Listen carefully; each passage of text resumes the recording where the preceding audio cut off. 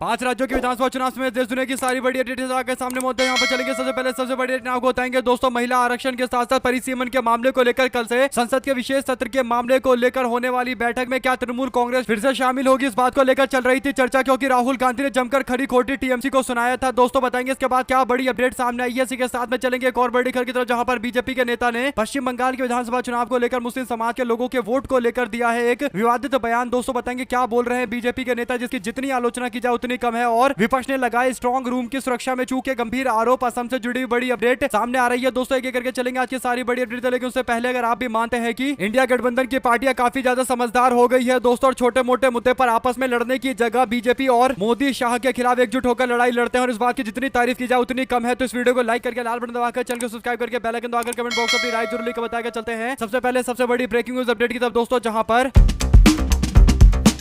पश्चिम बंगाल के विधानसभा चुनाव के लिए पहले चरण में 23 तारीख को वोट डाले जाएंगे दोस्तों, और दूसरे चरण में 29 तारीख को वोट डाले जाएंगे। ऐसे में पहले चरण के चुनाव से लगभग 10 दिन पहले तक राहुल गांधी की एक भी रैली पश्चिम बंगाल के अंदर नहीं हुई थी दोस्तों। इसका सबसे बड़ा कारण यह था कि कांग्रेस पार्टी तृणमूल कांग्रेस के पश्चिम बंगाल की जीत की संभावना को बिल्कुल भी नुकसान नहीं पहुंचाना चाहती थी दोस्तों। लेकिन कांग्रेस पार्टी के नेता राहुल गांधी एक रैली करने के लिए जब रायगंज जाने की तैयारी कर रहे थे, तो उनके हेलीपैड को नुकसान पहुंचाया गया और हेलीकॉप्टर को उतरने से रोकने की कोशिश टीएमसी के कार्यकर्ताओं ने की दोस्तों, जिसके बाद राहुल गांधी अपने कार्यकर्ताओं से बात करके जब पहुंचे पश्चिम बंगाल के 3 जिले मुर्शिदाबाद और उत्तर दिनाजपुर के साथ साथ मालदा, तो वहां जाकर रायगंज में राहुल गांधी ने टीएमसी को जोरदार तरीके से निशाने पर लिया दोस्तों। बड़ी बात यह है कि राहुल गांधी ने इस दौरान टीएमसी के कार्यकर्ताओं को, खासकर जो गुंडागर्दी करते हैं, उनको टीएमसी के गुंडे कहकर संबोधित किया था। और जब राहुल गांधी वापस लौटे तो दिल्ली के अंदर महिला आरक्षण के विधेयक और परिसीमन जो 16 से 18 तारीख के बीच में संसद में पेश किया जाएगा दोस्तों, इसकी चर्चा को लेकर इंडिया गठबंधन की बैठक बुलाई गई थी। तो चर्चा ये चल रही थी कि टीएमसी इस बैठक से दूर जा सकती है, क्योंकि वो आरोप लगाएगी कि कांग्रेस पार्टी के नेता राहुल गांधी ने कांग्रेस की बंगाल की रैली में टीएमसी के कार्यकर्ताओं को टीएमसी के गुंडे कहकर संबोधित किया, और इस तरीके से और भी कई निशाने टीएमसी की सरकार पर साधे गए, जिस कारण से राहुल गांधी के इस बैठक का बहिष्कार करेंगे टीएमसी वाले दोस्तों। लेकिन बात एकदम उल्टी निकली, क्योंकि सारी पार्टियां इंडिया गठबंधन की पार्टी के एक एक बड़े नेता मौजूद थे दोस्तों, जिसमें आम आदमी पार्टी के नेता संजय सिंह दिखाई दे रहे हैं, उनके साथ में शिवसेना यूबीटी के नेता संजय राउत और डीएमके के लोग नजर आ रहे हैं, तेजस्वी यादव नजर आ रहे हैं दोस्तों। और इन सारी तस्वीरों के बीच में टीएमसी की नेत्री भी नजर आ रही है, यानी टीएमसी की राज्यसभा की सांसद सागरिका घोष भी नजर आ रही है दोस्तों। सागरिका घोष राहुल गांधी के बगल में ही बैठी हुई है। तो तृणमूल कांग्रेस ने अपने प्रतिनिधि को इस बैठक के लिए भेजा है। इससे पता चल रहा है कि इंडिया गठबंधन किसी भी मामले को लेकर आपस में भिड़ने की जगह जो असली मुद्दे हैं उसके लिए एकजुट हो रहे हैं दोस्तों। और सुप्रिया सुले भी साथ में दिखाई दे रही है, तेजस्वी यादव, राहुल गांधी सब मौजूद है। ऐसे में अगर आप भी मानते हैं कि तृणमूल कांग्रेस ने अच्छा किया कि अपने एक प्रतिनिधि को भेजा इस पूरी बैठक में दोस्तों, क्योंकि कल से यानी 16 और 18 तारीख के बीच का जो पूरा एक पार्लियामेंट के अंदर, संसद के अंदर संग्राम देखने को मिलेगा, उसमें विपक्ष पूरी तरीके से एकजुट हो, ये जरूरी है, ताकि परिसीमन पर चर्चा इस तरीके से होनी चाहिए कि भारतीय जनता पार्टी दक्षिण के राज्यों के साथ खिलवाड़ ना कर सके, उनके साथ अन्याय ना कर सके। आप लोग इस पूरे मामले में अपनी राय जरूर लिखकर बताएगा, ज्यादा से ज्यादा वीडियो को शेयर कीजिएगा दोस्तों। साथ साथ बीजेपी के नेता दिलीप घोष ने एक विवादित बयान दिया है दोस्तों। जो अपडेट है वो ये की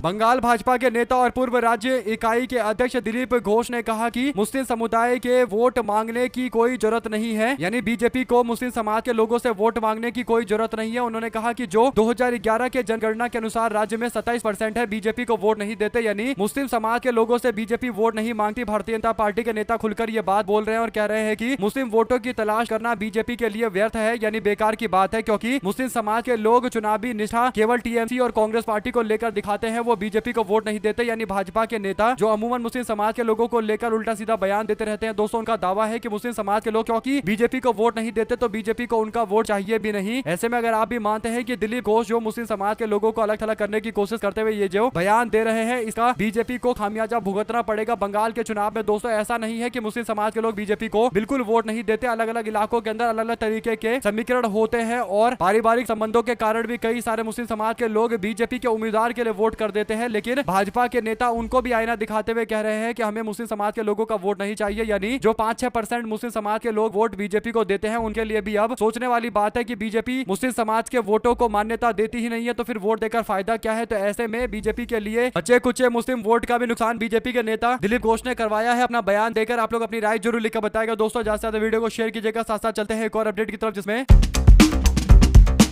असम विधानसभा के अंदर विपक्ष के नेता देवव्रत सेकिया ने चुनाव आयोग को पत्र लिखकर कई विधानसभा क्षेत्रों के लिए बनाए गए स्ट्रॉन्ग रूम की सुरक्षा में गंभीर उल्लंघन का आरोप लगाया है। दोस्तों, सेकिया ने मुख्य चुनाव अधिकारी अनुराग गोयल को लिखे पत्र में नजीरा सहित अन्य निर्वाचन क्षेत्रों के अंदर चुनावी सामग्री के रख रखाव और भंडारण और सुरक्षा में गंभीर खामियों का दावा किया है। उन्होंने अपने आरोपों के समर्थन में फोटो और वीडियो के सबूत भी दिए हैं। दोस्तों, जो अपडेट है वो ये कि नाजीरा से कांग्रेस पार्टी के उम्मीदवार सेकिया ने अपने पत्र में कहा है कि उन्होंने दोपहर शिव सागर सरकारी उच्च स्तर माध्यमिक और बहुउद्देश्य स्कूल के अंदर जो सामान रखे गए हैं उसके सुरक्षा कक्ष का दौरा किया है। उन्होंने पाया है कि नाजीरा और अलग अलग असेंबली सीटों के लिए जो चुनाव की सामग्री रखी गई है वो कमरा नंबर 11, 12 और 13 में रखी गई है, लेकिन ईसीआई के मानदंडों के हिसाब से नहीं रखी गई। यानी जो ईसीआई का एक स्टैंडर्ड ऑफ प्रोसीजर होता है कि किस तरीके से चुनाव से जुड़ी हुई चीजों की सुरक्षा की जाती है, उसका पालन नहीं किया जा रहा है और ठीक से सील भी नहीं किया गया है और कई दरवाजे केवल अंदर से बंद किए गए थे या साधारण कुंडी लगाई गई थी जिससे आसानी से खेला किया जा सकता था। उन्होंने बताया कि डबल लॉक की प्रणाली का पालन किया जाना चाहिए, यानी डबल लॉक होना चाहिए ताकि चुनाव से जुड़ी सामग्री से कोई छेड़खानी ना हो, लेकिन इसका भी पालन नहीं किया जा रहा है। ये सारी शिकायतें चुनाव आयोग में दी गई है। अब देखते हैं क्या कोई कार्रवाई की जाएगी या फिर मामले को ठंडे बस्ते में डाल दिया जाएगा। साथ ही साथ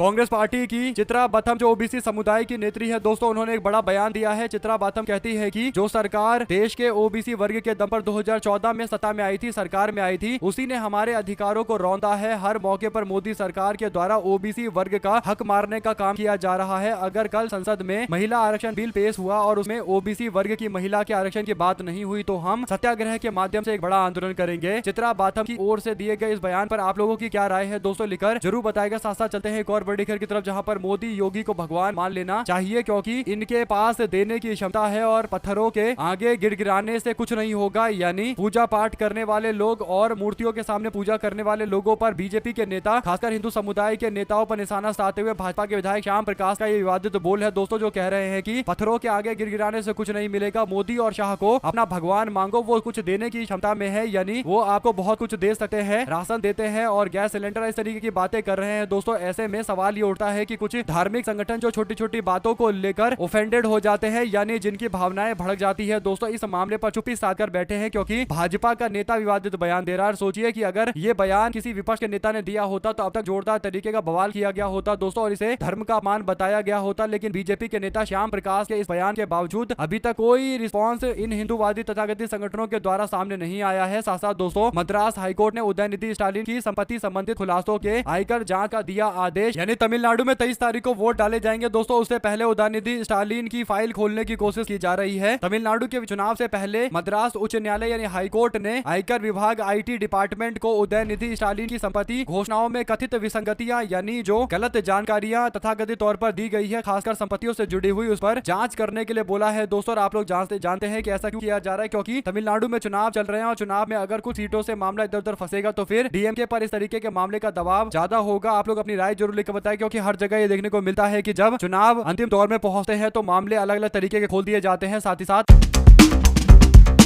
पंजाब ने चीनी केंद्र सरकार ने दी सुरक्षा, राघव चड्ढा को अब जेड कैटेगरी की सिक्योरिटी मिल गई है। पंजाब पुलिस की सुरक्षा हटने के बाद बीजेपी की केंद्र सरकार ने जेड कैटेगरी की सिक्योरिटी दी है दोस्तों। और बड़ी बात यह है कि राघव चड्ढा आम आदमी पार्टी के वो नेता थे तो जो आम आदमी पार्टी से कभी बाहर जाने की सोच भी नहीं सकते थे, लेकिन आज की डेट में उनको पार्टी से बाहर ही लगभग कर दिया गया है और पार्टी के डिप्टी लीडर के पोस्ट से हटाया गया, जिसके बाद से लगातार पार्टी के विरोध में कोई ना कोई पोस्ट कर रहे हैं दोस्तों। इसके बाद भारतीय जनता पार्टी इनको काफी सराह रही है और सिक्योरिटी देने का मतलब भी यह है कि बीजेपी खुलकर राघव चड्ढा को सपोर्ट कर रही है और सोशल मीडिया पर जिस तरीके से राघव चड्ढा को लेकर एक माहौल बना रहता है दोस्तों, ये मामला काफी बड़ा है और आने वाले दिनों के अंदर राघव चड्ढा इस मामले पर और ज्यादा एग्रेसिव होते हुए नजर आएंगे। आप लोग की जो भी राय है दोस्तों लिखकर जरूर बताएगा और ज्यादा से ज्यादा वीडियो को शेयर कीजिएगा। हमारे साथ लगातार जुड़े दोस्तों का बहुत बहुत धन्यवाद। आप लोग देख रहे थे आपका अपना चैनल जय हिंद जय भारत। ज्यादा से ज्यादा वीडियो को शेयर कीजिएगा।